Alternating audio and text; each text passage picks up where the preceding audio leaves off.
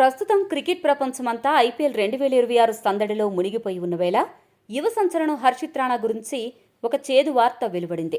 T20 ప్రపంచ cup సమయంలో భారత్ జట్టులో కీలక ఆటగాడిగా ఉండి తన సత్తా చాటాలని ఉవ్విళ్లూరిన ఈ 24 ఏళ్ల యువ స్పీడ్ స్టార్ దురదృష్టవశాత్తు టోర్నీ ప్రారంభానికి ముందే ప్రాక్టీస్ సెషన్లో అతడి మోకాలికి తీవ్రంగా గాయమైంది.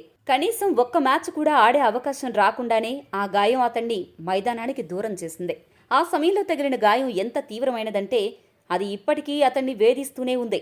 దీనివల్ల ప్రస్తుత ఐపీఎల్ 2026 సీజన్ మొత్తానికి హర్షిత్ రాణా పూర్తిగా దూరం కావాల్సిన పరిస్థితి ఏర్పడింది.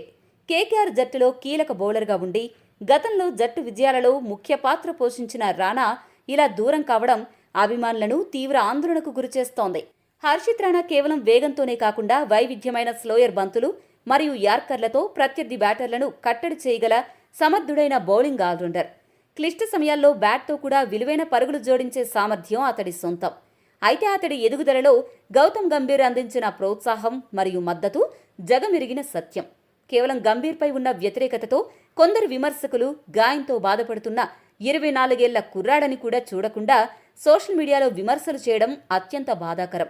ఒక భారతీయ ఆటగాడు దేశం కోసం ఆడే క్రమంలో గాయపడితే అతడికి అండగా ఉండాల్సింది పోయి ఇలాంటి విమర్శలు చేయడం క్రీడా స్ఫూర్తికే విరుద్ధం.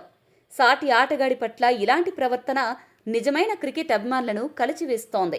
ప్రస్తుతం హర్షిత్ రాణా కోలుకునే ప్రక్రియ గురించి ఆరా తీస్తే గాయం తీవ్రత ఎక్కువగా ఉండడంతో వైద్య నిపుణులు అతడికి సుదీర్ఘ విశ్రాంతిని సూచించారు. ప్రస్తుతానికి నేషనల్ క్రికెట్ అకాడమీలో అతను పునరావాస ప్రక్రియలో ఉన్నాడు. క్రీడా వర్గాల సమాచారం ప్రకారం అతను తిరిగి మైదానంలోకి అడుగు పెట్టడానికి కనీసం మరో 4 నుండి 6 నెలల సమయం పట్టే అవకాశం ఉంది. అంటే 2026 సంవత్సరం ద్వితీయార్థంలో జరిగే సిరీస్ల నాటికి అతను పూర్తి ఫిట్నెస్ సాధించి జట్టులోకి వచ్చే వీలుంది. ఏదేమైనా ఒక యువ ఆటగాడికి ఇంత పెద్ద గాయం అవడం నిజంగా బాధాకరం.